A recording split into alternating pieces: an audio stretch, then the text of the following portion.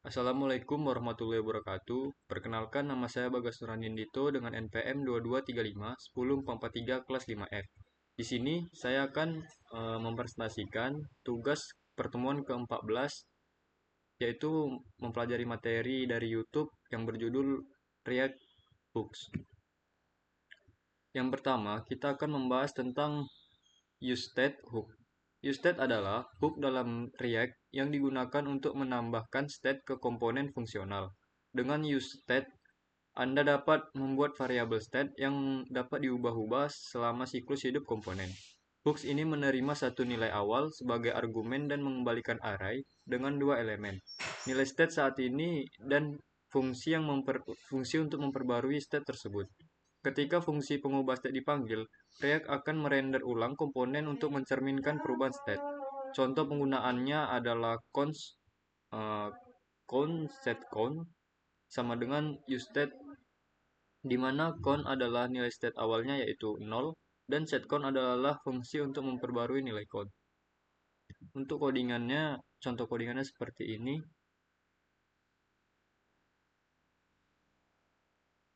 Selanjutnya yaitu useEffect hook. UseEffect adalah hook di React yang digunakan untuk menangani efek samping dalam komponen fungsional seperti fetching data, manipulasi DOM, atau menetapkan timer. Hook ini dijalankan setelah render komponen selesai dan dapat dikonfigurasikan untuk dipicu ulang berdasarkan perubahan nilai dependensi tertentu. UseEffect menerima dua argumen, fungsi efek yang akan dijalankan dan array dependensi opsional. Jika array dependensi kosong, efek hanya dijalankan sekali saat komponen pertama kali dirender. Tanpa array dependensi, efek dijalankan setiap render.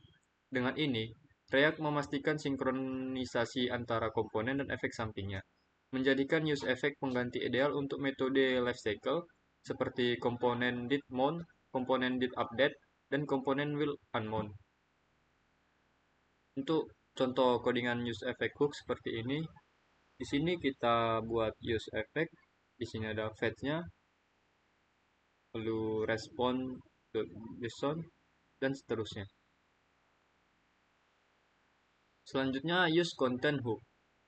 UseContent hook adalah hook di React yang digunakan untuk mengakses data dari konteks API secara langsung di komponen fungsi, tanpa harus menggunakan wrapper seperti context.consumer. Hook ini sangat membantu untuk berbagi data global seperti tema aplikasi, data pengguna, atau status autentikasi tanpa harus mengoper data melalui props atau prop labeling. Cara kerjanya yaitu useContext mengambil satu parameter, yaitu konteks yang dibuat dengan createContext. Hook ini mengembalikan nilai terkini dari konteks tersebut sesuai yang diberikan oleh provider di atasnya. Jika tidak ada provider, maka useContext akan menggunakan nilai default dari konteks.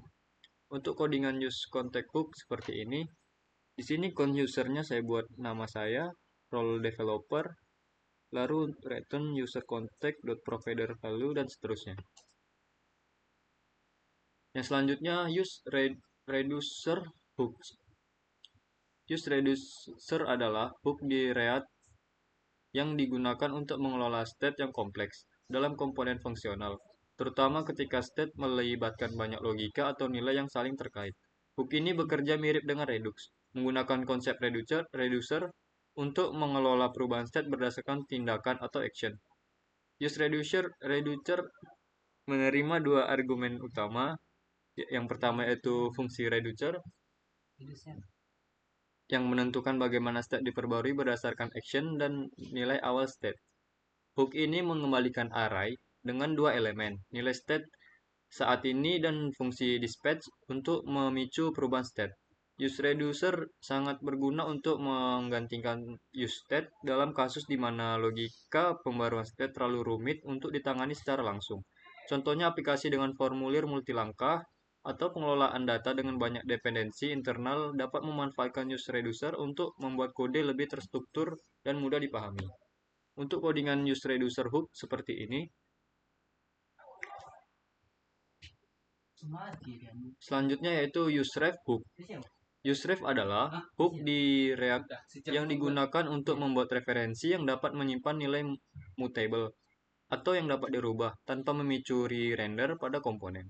Hook ini sering digunakan untuk mengakses DOM secara langsung dan menyimpan nilai yang tidak mempengaruhi re-render. Useref sangat fleksibel karena memungkinkan kita mengelola elemen DOM atau menyimpan data dalam komponen tanpa mempengaruhi siklus hidupnya. Dengan memanfaatkan Useref, Anda dapat menulis kode yang lebih efisien dan terstruktur terutama dalam kasus-kasus seperti pengelolaan input, timer, atau nilai mutable. Contoh codingan Useref hook yaitu seperti ini. Selanjutnya yaitu use imperative handle hook. Use imperative handle adalah hook di React yang digunakan untuk menyesuaikan nilai referensi yang diekspos ke komponen induk saat menggunakan React.forward.ref. Hook ini memungkinkan pengembang mengontrol fungsi atau properti tertentu yang tersedia di dalam referensi suatu komponen, sehingga komponen induk dapat berinteraksi dengan komponen anak secara lebih spesifik. Biasanya use imperative handle digunakan untuk menerapkan fungsi imperatif seperti memfokuskan input, menggulir elemen, atau menjalankan animasi tertentu. Hook ini menerima 3 argumen, referensi yang akan dimodifikasi, fungsi yang mengembalikan objek dengan properti atau metode yang ingin diekspos, dan array dependensi opsional untuk mengatur kapan nilai referensi diperbarui. Meskipun berguna, penggunaannya hanya dibatasi pada kasus-kasus di mana metode imperatif benar-benar diperlukan, karena React lebih merekomendasikan pola deklaratif. Untuk contoh codingan use imperative handle hook yaitu seperti ini. Selanjutnya, use layout effect hook. Use layout effect hook adalah hook di React yang mirip dengan use effect, tetapi dengan perbedaan utama dalam timing eksekusinya. Hook ini digunakan untuk menjalankan efek yang membutuhkan sinkronisasi langsung dengan DOM sebelum browser melakukan painting atau merender tampilan di layar. Karena dijalankan sebelum painting, use layout effect memungkinkan Anda untuk mengukur atau mengubah DOM secara sinkron agar hasil akhir terlihat sesuai. Menggunakan use layout effect saat ini mengukur elemen DOM, sinkronisasi DOM, dan mencegah flickering atau glitching. Selanjutnya yaitu use insertion effect hook. Use insertion effect adalah hook React yang diperkenalkan untuk menangani efek samping yang terjadi pada saat elemen DOM disisipkan atau diperbarui. Sebelum render atau layout hook ini dijalankan setelah DOM mutasi. Namun, sebelum browser melakukan layout dan painting, biasanya digunakan untuk mengubah atau menambahkan elemen DOM secara langsung. Misalnya untuk menyisipkan gaya global, manipulasi elemen secara langsung, atau untuk keperluan optimasi yang perlu terjadi sebelum komponen lain di layout. Hal ini memastikan bahwa perubahan yang dilakukan tidak mempengaruhi layout atau menyebabkan reflow yang tidak perlu. Yang selanjutnya use ID hook. Use ID adalah salah satu reg hook yang digunakan untuk membuat unique ID. Hook ini diperkenalkan di React 18 dan sangat berguna ketika Anda membutuhkan identifier unik. Misalnya untuk atribut ID pada elemen HTML seperti menggabungkan elemen dengan melalui atribut for. Kapan harus menggunakan use ID? Yaitu saat membuat komponen form dengan elemen dan ketika perlu ID unik untuk menggabungkan elemen visual dengan deskripsi. Dan saat ini ID yang konsisten dapat tanpa memikirkan cara manual. Untuk contoh codingan use ID hook yaitu seperti ini. Selanjutnya, use transition hook.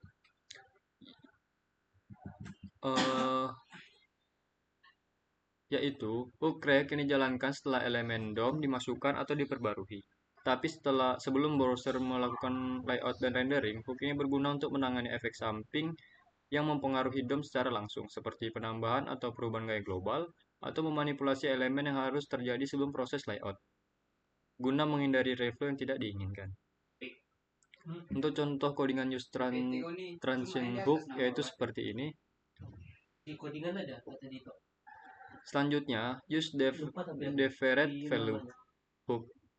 Use deferred value adalah hook di React yang digunakan untuk menunda pembaruan nilai hingga React memiliki waktu luang, sehingga menjaga performa dan responsivitas UI saat menangani data yang sering berubah, seperti input atau filter pada daftar besar. Hook ini menerima nilai sebagai argumen dan mengembalikan versi tertunda dari nilai tersebut, memungkinkan aplikasi menghindari rendering yang tidak perlu. Contohnya dalam fitur pencarian, nilai input pengguna dapat ditunda menggunakan use different value agar UI tetap responsif sambil memproses filter data di latar belakang. Untuk contoh codingan use different value hook yaitu seperti ini. Selanjutnya, di sini use send external store hook, yaitu reg hook yang diperkenalkan di reg 18 untuk membantu aplikasi berlangganan ke penyimpanan eksternal atau external store dengan cara yang sinkron dan konsisten. Hook ini memastikan bahwa state aplikasi tetap sinkron dengan data eksternal baik saat rendering di klien maupun server. Kita menggunakan use send external store yaitu ketika state di luar React. Ketika membutuhkan state yang konsisten antara server dan klien dan menghindari ketidaksesuaian data. Untuk contoh codingannya itu seperti ini. Mungkin itu saja yang dapat saya sampaikan. Kurang dan lebihnya saya mohon maaf. Wassalamualaikum warahmatullahi wabarakatuh.